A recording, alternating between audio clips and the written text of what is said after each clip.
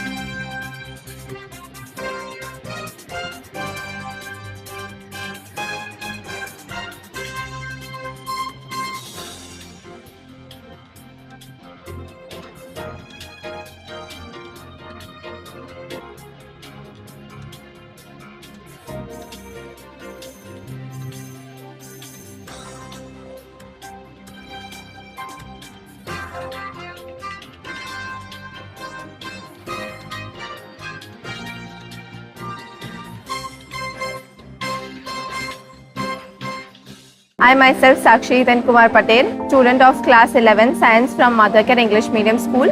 I was first ranker of my school in 10th standard and second ranker of Nadiad. Lead School helps in clearing concepts of every subject. For example, chapter of science was very lengthy and somewhat hard to understand. When we studied it through the animated video provided by Lead, it was very easy for us to understand. So when the question related to that came in exam, which was complex, we were easily able to answer them.